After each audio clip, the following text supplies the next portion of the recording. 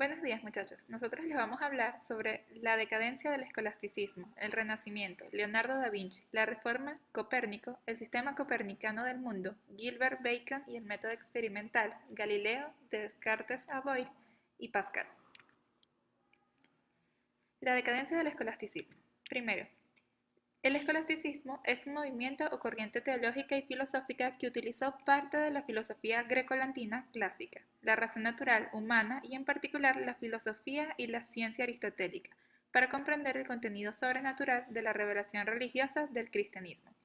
La decadencia del escolasticismo inicia luego de la muerte de Santo Tomás en 1274, como resultado de la creciente complicación de las distinciones y dispersión del pensamiento medieval, ya que los filósofos subsiguientes a este crecían de originalidad filosófica y sus reflexiones no eran más que repeticiones y cuestionamientos ambiguos de los planteamientos de sus antecesores. Esto significó dejar las reflexiones metafísicas a cambio de entregarse a las leyes de la lógica, convergiendo lógicamente en el escepticismo.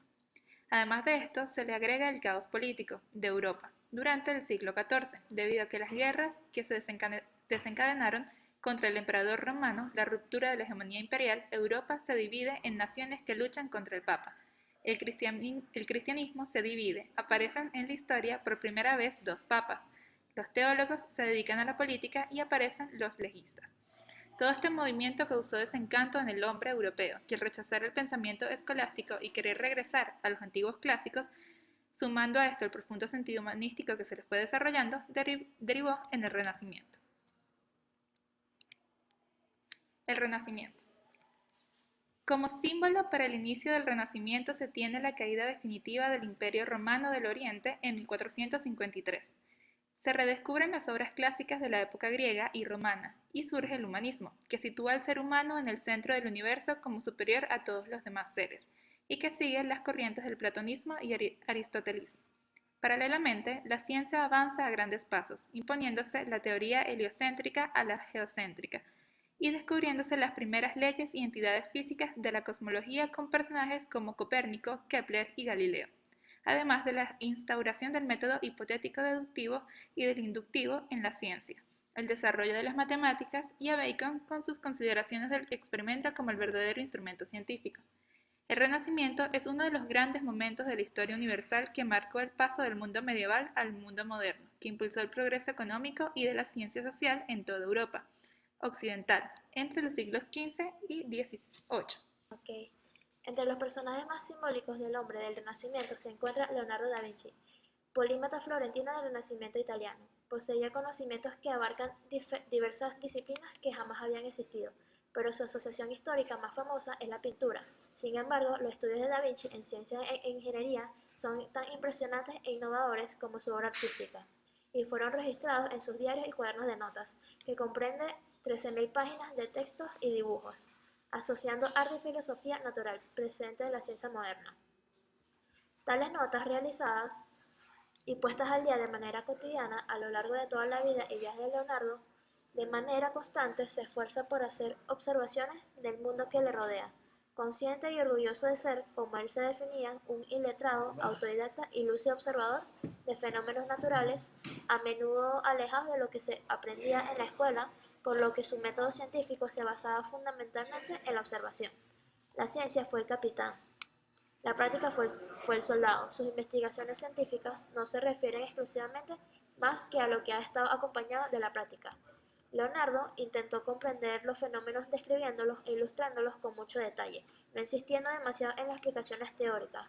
Sus estudios sobre el vuelo de los pájaros o el movimiento del agua son sin duda muy destacables. Como le faltaba formación básica en latín y en matemáticas, los investigadores contemporáneos ignoraron al sabio Leonardo. Sin embargo, su sorprendente autodidactismo lo llevó a aprender latín solo. Puso las bases de la anatomía científica, diseccionando los cadáveres de los criminales bajo estricta discreción. También estudió arquitectura. Uno de los eventos más destacados durante el Renacimiento que permitió una revolución científica en Europa fue la revolución copernicana por Nicolás Copérnico, astrónomo polaco y científico que contribuyó a cambiar la visión del hombre respecto a su posición del universo, innovando la teoría heliocéntrica. heliocéntrica, que hasta ese momento era representada por el Ptolemaico geocéntrico, donde la Tierra se encontraba en el centro del universo, y los astros y demás cuerpos celestes, incluyendo el Sol, giran alrededor de la Tierra. Copérnico propuso un modelo esférico donde la Tierra, los planetas y las estrellas giraban alrededor del Sol. Además, establece que la Tierra giraba sobre sí misma una vez al día sobre un eje inclinado y que tarda un año en dar una vuelta completa alrededor del Sol. A partir de ahí, la ciencia comenzó a basarse en mediciones matemáticas y fue la base de las teorías de Galileo y Kepler en los estudios de la astronomía moderna que permitió a Newton culminar la revolución astronómica.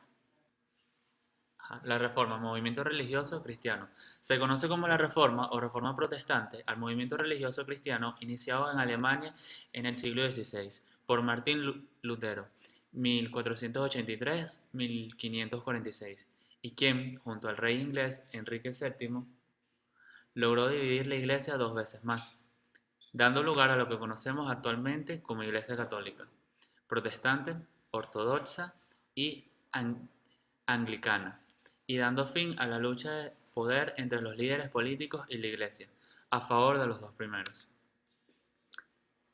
La Reforma tuvo su origen en las críticas y propuestas con los diversos religiosos, pensadores y políticos europeos buscaron provocar un cambio profundo y generalizando en los usos y costumbres en la Iglesia Católica, además de negar la jurisdicción del Papa sobre toda la cristiandad.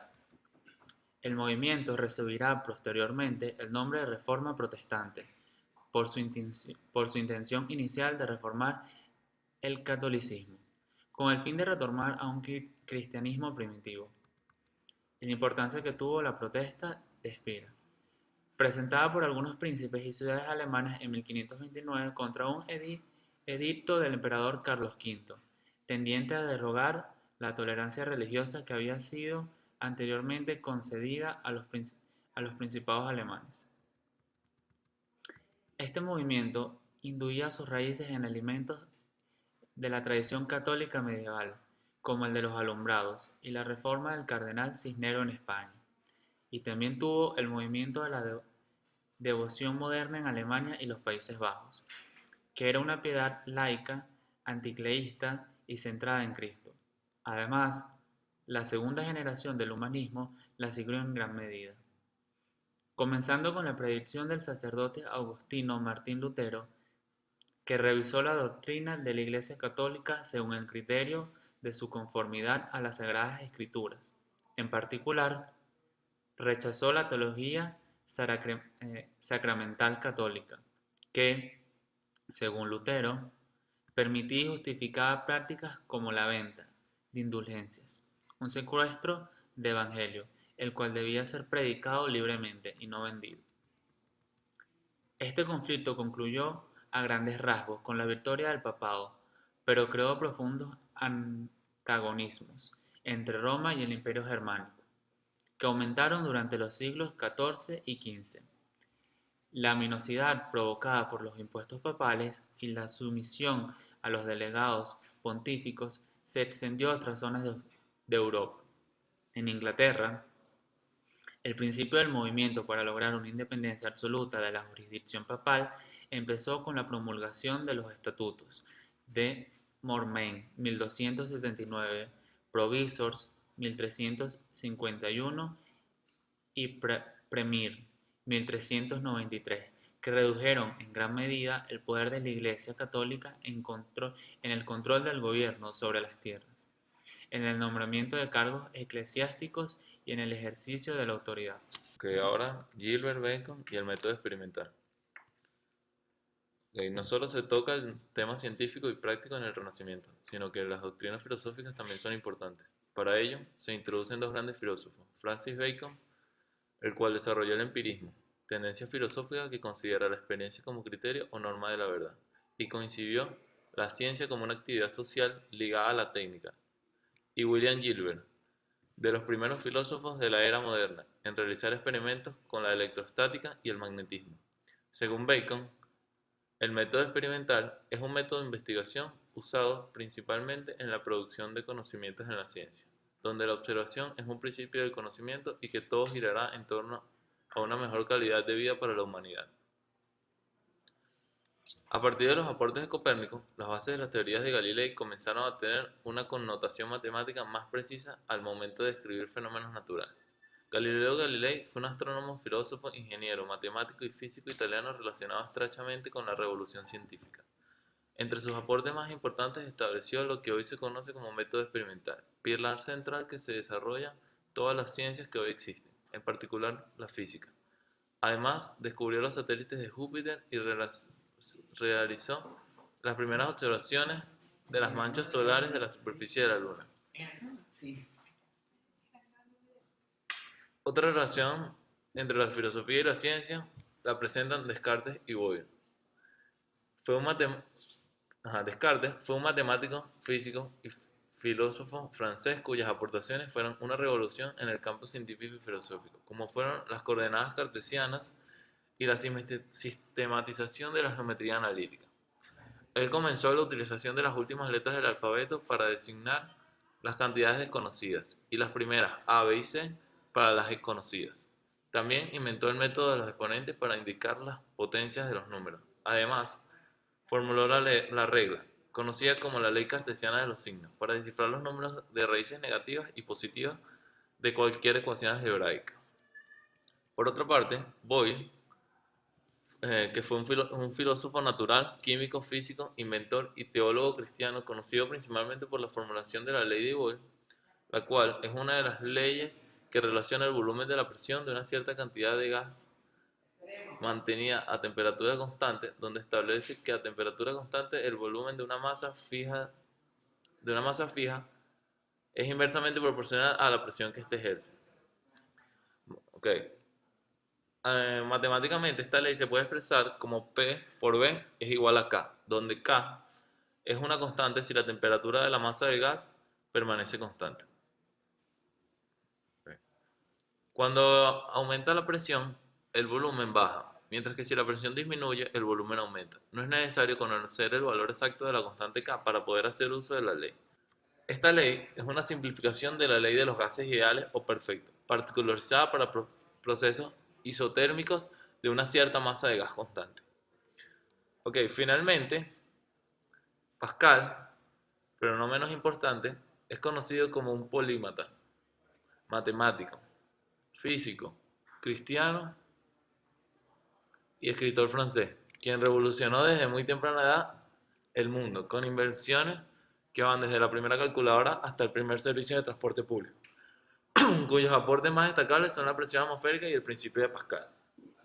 La presión atmosférica, él descubrió que si te encuentras a mayor altura, menor es la presión atmosférica en ese punto. Y el principio de Pascal lo que dice es que este principio establece que cuando se ejerce presión en algún punto de un fluido confinado, esta presión será ejercida en todos los puntos de este fluido. Muchas gracias.